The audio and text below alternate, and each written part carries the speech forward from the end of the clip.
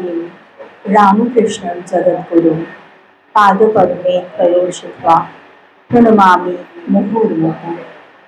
नमस्ते यतिराजाय विवेकानन्दसूरये सच्चित् सुखस्वरूपाय स्वामिने तापहारिणे। ঠাকুর মা ও স্বামীজি চরণে আধুনিক লুণ্ঠিত প্রণাম নিবেদন করি। আজ দিনটি অত্যন্ত পবিত্র একটি দিন। আজ গুরু পূর্ণিমা। এই গুরু পূর্ণিমা বিশ্বাস করা হয় এই দিন শিব দক্ষিণামূর্তি রূপে তিনি কৃপা করেন এবং বিশেষত সেই 7 ঋষিকে তিনি জ্ঞান দান করেছিলেন। তাই এই গুরু পূর্ণিমার দিনটি সেই আদি গুরু শিব তিনি দক্ষিণামূর্তিতে থাকেন এবং আমাদের কৃপা করেন। এছাড়াও আজ ব্যাস পূর্ণিমাও বলা হয় দিনটিকে, যেহেতু ব্যাসদেবের আজ আবির্ভাব তিথি। ব্যাসদেব তিনি বেদব্যাস নামেও পরিচিত, যেহেতু তিনি বেদের বিন্যাস করেছিলেন।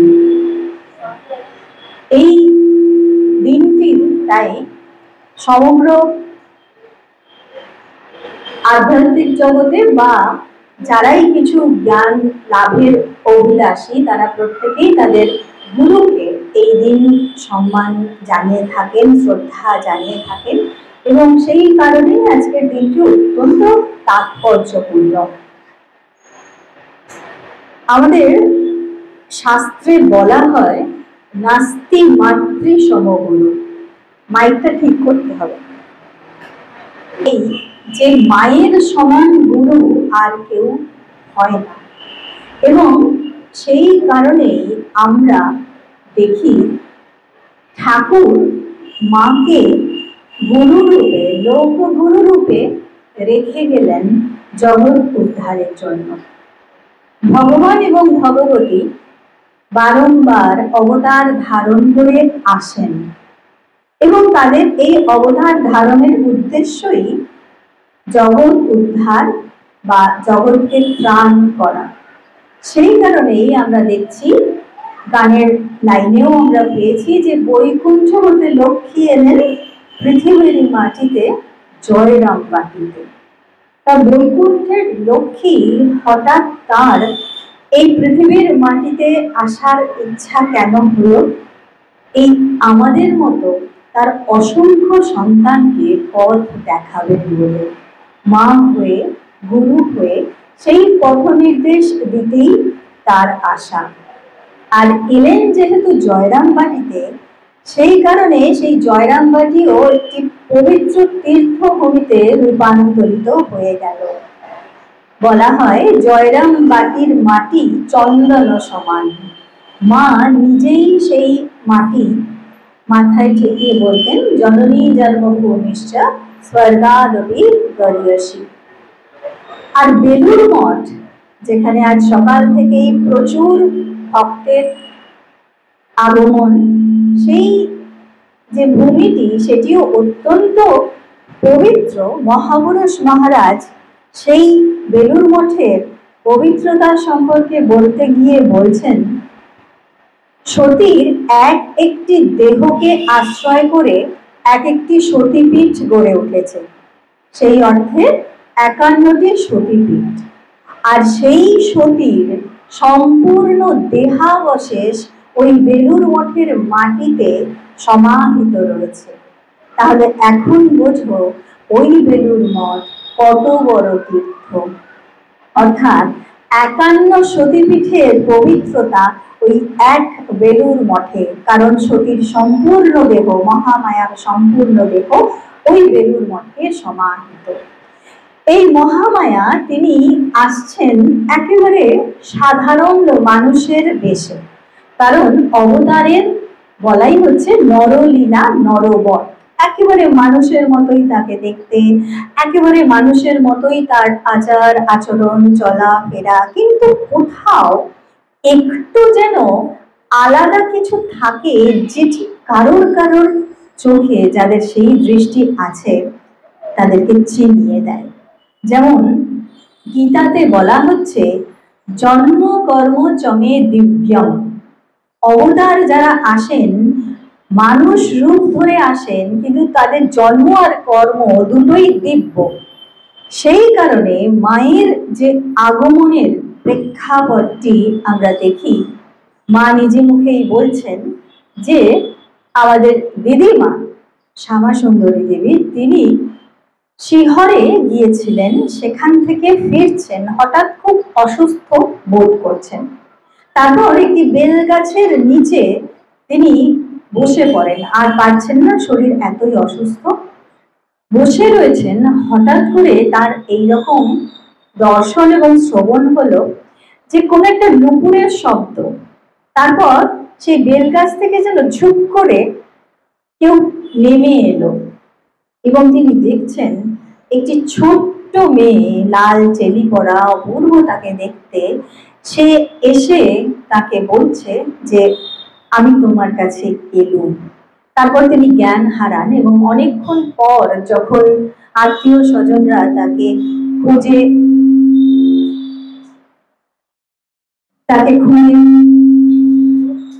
পেলেন, তখন দেখছেন যে তার জ্ঞান যখন ফিরল, তিনি এরকম একটা অনুভব করছেন যে সেই ছোট্ট বালিকাটি যেন বায়ু রূপে তার উদরে প্রবেশ করেছে।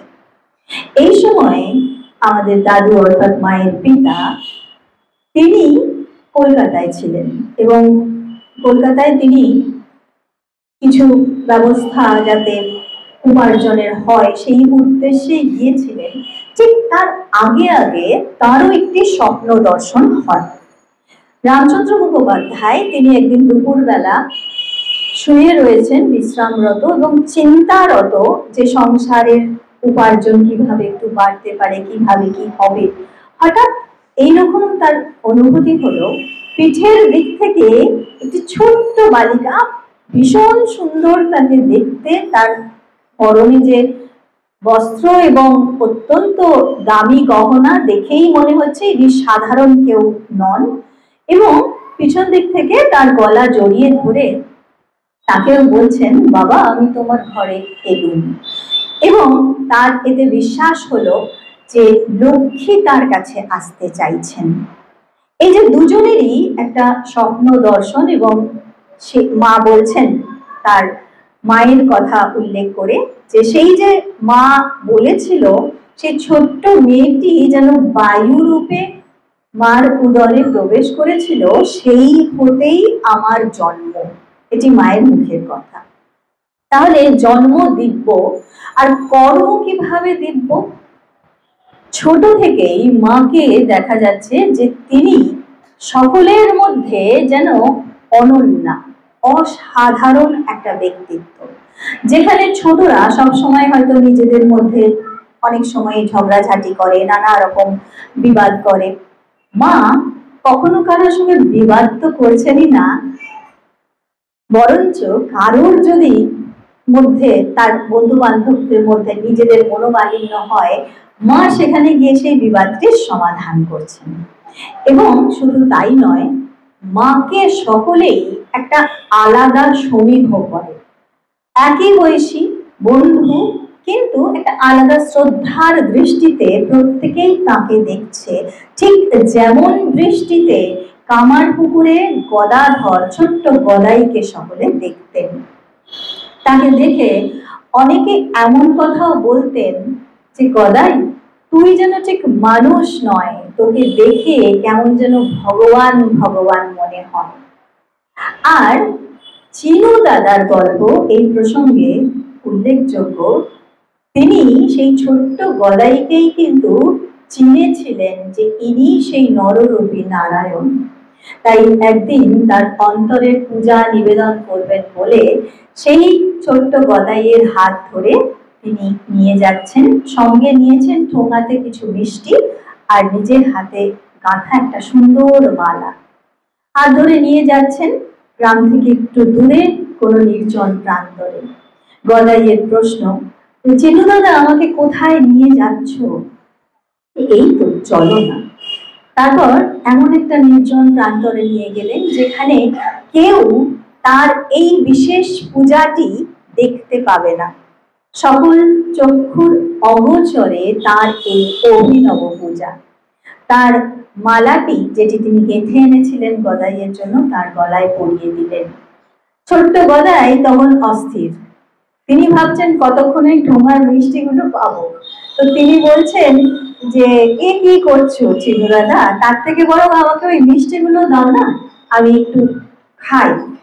তিনি তখন বলছেন, হ্যাঁ গো খাবে, তোমার জন্যই তো সব, কিন্তু তার আগে আমি একটু দু চোখ ভরে তোমাকে দেখি। তুমি এই পৃথিবীতে এসেছো, কত লীলা তোমার হবে, কিন্তু আমার তো বয়স হয়েছে, আমি তো সেসব দেখতে পাবো না।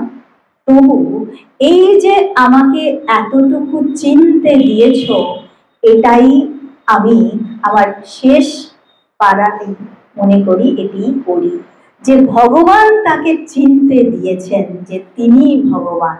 এ সুযোগ তিনি সকলকে দেন না। চিনেছিলেন গিরিশ ঘোষও, তাকে আমরা আপাত দৃষ্টিতে ভাবি মাতাল, কত দুশ্চরিত্রের কাজ তিনি করেছেন, কিন্তু তার ভক্তি এতটাই যে তার সম্পর্কে ঠাকুর বলতেন ওর 5 শিকে 5 আনা ভক্তি। এবং প্রথম থেকেই গিরিশ ঘোষ ঠাকুরকে ঈশ্বর বলে, অবতার বলে বিশ্বাস করেছেন। তো সেই চিনু দাদা চিনতে দিয়েছেন তাকে ঠাকুর, যাকে চিনতে দেবেন সে চিনবে। মা কিন্তু এদিকে চিনতে না দেওয়াতেই বেশি আগ্রহী। সদা সর্বদা তার রূপটিকে তিনি সেই অবগুণ্ঠনে ঢেকে রাখছেন, এমন ভাবে ঢেকে রাখছেন মাঝে মাঝে তার গর্ভধারিণীও কনফিউজ হয়ে যাচ্ছেন, তাকে জিজ্ঞাসাই করছেন, তুই কে মা? আমি কি? কপট রাগ দেখিয়ে তখন বলছেন, চিনতে না পারার কি আছে, আমার কি 4টে হাত বেরিয়েছে নাকি? রাগ দেখিয়ে এই কথা বলছেন বটে, এবং তাতে হয়তো দিদিমা নিরস্ত হলেন, কিন্তু সত্যি সত্যি ওই চতুর্ভুজা জগদ্ধাত্রী মূর্তি কালী মূর্তিতে তিনি কাউকে কাউকে দেখা দিয়েছেন। এইরকমই দু একটি ঘটনা আমরা স্মরণ করতে পারি, যার মধ্যে প্রথম ঘটনা যেটি নিশিকান্ত মজুমদারের জীবনে ঘটেছে। মায়ের দীক্ষিত সন্তান তিনি। একদিন মাকে দেখার আগেই তার স্বপ্ন দর্শন হলো। তিনি দেখছেন এবং তার সেই স্বপ্নের অভিজ্ঞতার কথা তিনি বলছেন। কালীঘাটের মা 4টি হাতে তিনি স্বপ্নে এসেছেন, তার 4টি হাতের মধ্যে 2টি হাতে সেই তাকে নিশিকান্ত বাবুকে যেন ছোট বাচ্চাকে যেরকম মা কোলে নেয় ঠিক সেইভাবে কোলে তুলেছেন। তারপর তিনি তার অভিজ্ঞতার কথা বলছেন, হঠাৎ দেখলেন সেই কালী মূর্তি পরিবর্তিত হয়ে গেল অপূর্ব এক মাতৃমূর্তিতে। তারপর তিনি একটি মন্ত্র আমাকে দিলেন এবং বললেন, এটি জপ করতে থাকো। ঠিক এর 1 মাস পরে নিশিকান্ত বাবু জয়রামবাটি পৌঁছালেন। যখন তিনি সেখানে গিয়ে প্রথম মাকে দেখলেন, তিনি একেবারে হতবাক। সেই যে স্বপ্নে কালী মূর্তিটি পরিবর্তিত হয়ে যে মাতৃমূর্তি রূপ ধারণ করেছিল তিনি শ্রী শ্রী মা, এবং তাকে সামনে দাঁড়িয়ে থাকতে দেখে তিনি হতবাক। মা কিন্তু সহাস্যে তাকে তখন আহ্বান জানাচ্ছেন, এসো বাবা এসো। আরো একটি ঘটনা, আমাদের মহেশ বৈকুণ্ঠ ডাক্তার তার নাম, তিনি হোমিওপ্যাথি করতেন এবং প্রায় ধন্বন্তরী বলে তিনি বিখ্যাত হয়েছিলেন জয়রামবাটিতে। মায়েরই দীক্ষিত সন্তান, এবং দীক্ষার সময় তিনি মাকে পায়ে অঞ্জলি দিয়েছিলেন একটি পদ্ম ফুল দিয়ে। মা সেই ফুলটি আবার দীক্ষার পর তাকেই ফেরত দিয়েছিলেন। তো সেই মহেশ্বরানন্দজি তিনি কি করেছিলেন, সেই পদ্মর থেকে একটি পাপড়ি নিয়ে একটা সোনার মাদুলি করে, যেহেতু সেটি মায়ের চরণ স্পর্শ করানো, সেটি একেবারে মাদুলি করে পরে থাকতেন গলায়। প্রত্যেক দিন সকালবেলা স্নানের পর সেই মাদুলিটি গঙ্গা জলে ধুয়ে সেই চরণামৃত স্বরূপ সেই জল পান করে তারপর তিনি কিছু খেতেন। এত নিষ্ঠা, এত ভক্তি, এবং তিনি মা তার কাছে ওষুধপত্র খেতেন হোমিওপ্যাথি। মায়ের যেহেতু বাতের ভীষণ কষ্ট ছিল, তো একদিন মা খুব কষ্ট পাচ্ছেন, ডাক্তার মহারাজকে বলছেন যে বাবা বৈকুণ্ঠ বড্ড কষ্ট হচ্ছে, আমাকে একটু ওষুধ দাও। তো যেমন নিয়ম তিনি ওই হোমিওপ্যাথির বাক্সটি থেকে ওষুধ নিয়ে তার মুখে, মায়ের মুখে দিতে যাচ্ছেন। দিতে গিয়েই তিনি হঠাৎ থমকে গেছেন, একেবারে স্তব্ধ হয়ে তাকিয়ে রয়েছেন মায়ের দিকে। অনেকক্ষণ পর তাকে ওরকম অবস্থায় দেখে মা বলছেন, কি হলো বাবা, দাও, আমার যে বড় কষ্ট হচ্ছে। সঙ্গে সঙ্গে সম্বিত ফিরে তিনি মাকে সাষ্টাঙ্গ প্রণাম করলেন এবং ওষুধের যেটি নিয়েছিলেন মায়ের মুখে দেবেন বলে শিশিটি আবার বাক্সে রেখে বললেন, হ্যাঁ মা, ওষুধ দিচ্ছি, কিন্তু এ আমি কি দেখলুম। তারপর মা তখন কথাটি ঘোরানোর জন্য তাড়াতাড়ি বলছেন, বাবা খুব কষ্ট হচ্ছে, আমাকে একটু ওষুধ দাও। তিনি একটা পুড়িয়াতে করে ওষুধ নিয়ে মাকে দিয়ে বললেন, হ্যাঁ মা, এটি খেয়ে নিন। এরপর আর কোনোদিন তিনি মায়ের মুখে ওষুধ দেওয়ার সাহস করেননি, কারণ তিনি পরে বলেছিলেন তিনি সেদিন মায়ের মুখের মধ্যে জ্যোতির্ময়ী জগদ্ধাত্রী মূর্তি দর্শন করেছিলেন। তাই সেই জগদ্ধাত্রীর মুখে ওষুধ দেওয়া তার পক্ষে সম্ভব নয়। সেই জগদ্ধাত্রী রূপেও তিনি দেখা দিয়েছেন। ডাকাত বাবাকে তিনি কালী রূপে দর্শন দিয়েছিলেন, যদিও পরবর্তী সময়ে যখন তাকে বলা হয়েছে, আশুতোষ মিত্র বলছেন, মা ওই ডাকাত আপনার মুখের দিকে হাঁ করে কি দেখছিল? মা তখন খুব স্বাভাবিকভাবে বলছেন, বলেছিল কালী রূপ নাকি দেখেছিল। তখন আশুতোষ মিত্র বলছেন, দেখেছিল মানে নিশ্চয়ই আপনি দেখিয়েছিলেন, তা না হলে আর কোনো মেয়ে মানুষে দেখলো না, আপনাকে দেখলো? মা তখন বলছেন, কি জানি বাবু, সে বলেছিল, আমি কেন দেখাতে যাব, সে দেখেছিল, সে বলেছে সে দেখেছিল। আশুতোষ মিত্র জোর করে বললেন যে মা আপনি দেখিয়েছিলেন, এখন বুঝলুম এই ছাই চাপা বিড়ালের অর্থ, আপনি ধরা দিতে চান না। তখন মা বলছে, সে তুমি যাই বলো। আশুতোষ মিত্র বলছেন, তবে মা আমি কিন্তু আপনাকে ওই কালী টালি রূপে দেখতে চাই না, আমার কাছে আপনার এই রূপই ভালো, আপনি মা আমি ছেলে। মা তখন হেসে বলছেন, বাঁচলুম, আর জিভ বের করে দাঁড়াতে হবে না।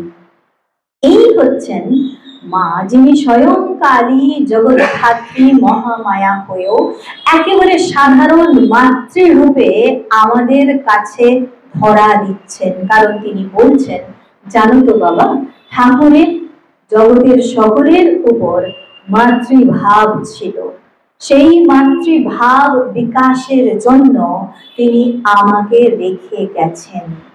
এবং বাস্তবিকই জগৎগুরু শ্রী রামকৃষ্ণ সেই গুরু দায়িত্বটি অর্পণ করেছিলেন শ্রী শ্রী মায়ের উপরে, এবং মাকে বলে দিয়েছিলেন, এ আর কি করেছে, তোমাকে ঢের বেশি করতে হবে।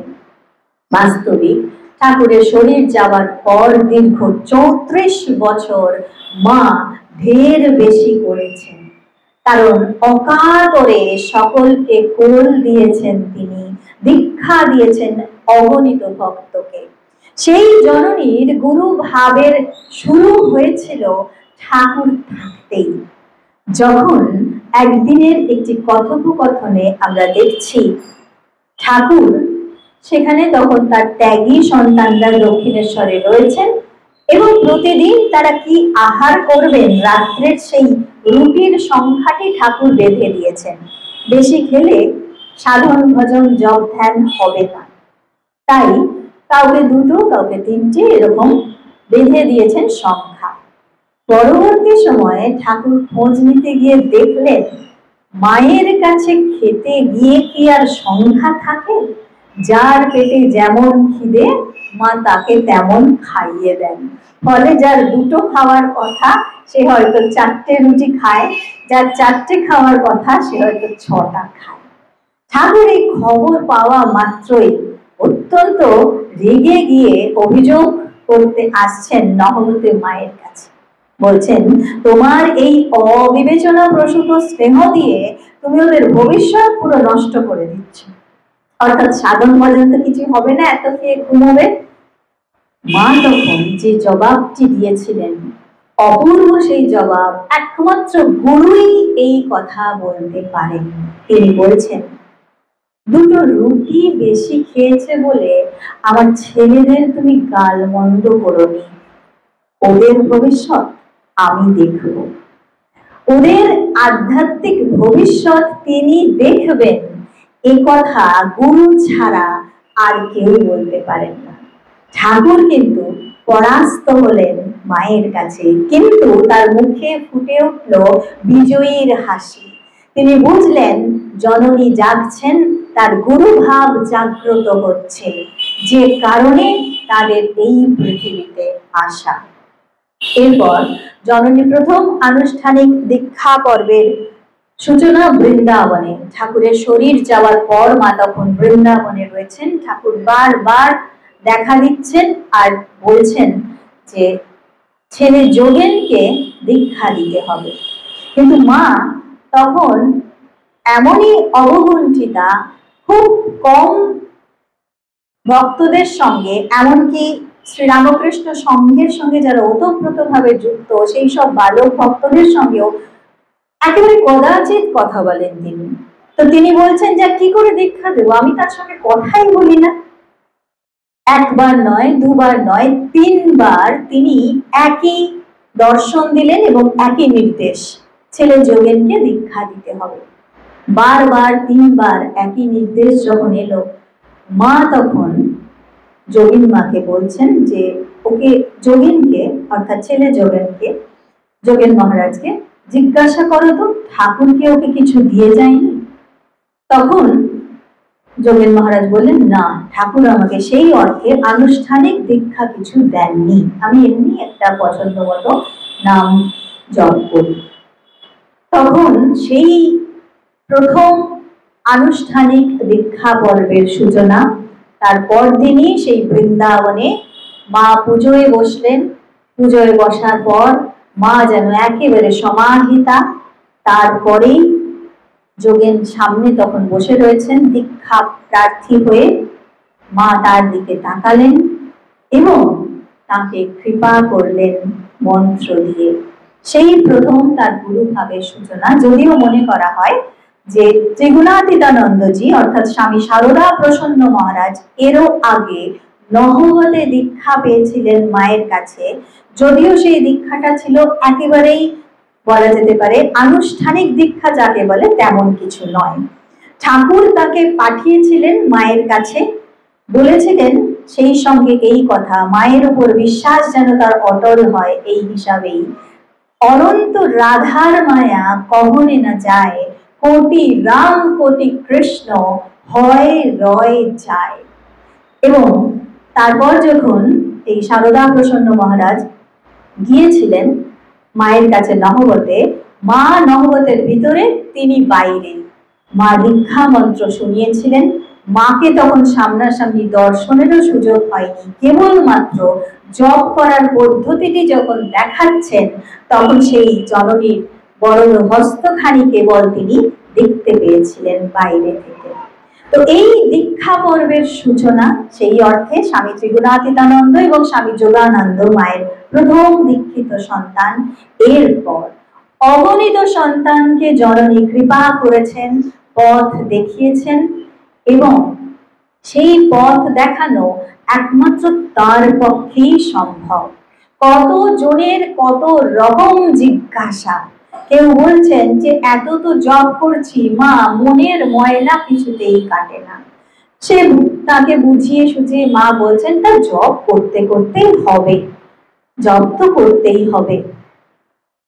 একদিন এক ভক্ত সন্তান, খুব নাছোড়বান্দা। সে বলছে না, মনের আমার কিছুই পরিবর্তন হচ্ছে না, কিন্তু জপের মন্ত্র যদি ঠিক মতো সাধন না হয় তাতে গুরুর ক্ষতি, তিনি এটি জানেন। তাই তিনি জেদ করছেন যে হয় তুমি আমাকে এমন করে দাও যে আমি যখন জপে বসবো একেবারে তন্ময় হয়ে যাব, নয়তো তুমি তোমার মন্ত্র ফেরত নাও, আমার তোমাকে কষ্ট দিয়ে কাজ নেই।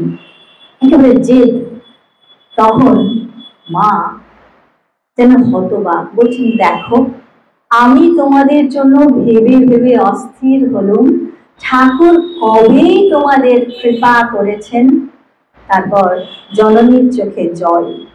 শান্তভাবে তিনি তখন বলছেন, বেশ, তোমাকে আর জপ করতে হবে না। এই কথা শুনে তখন সেই ভক্তটির সম্বিত ফিরেছে।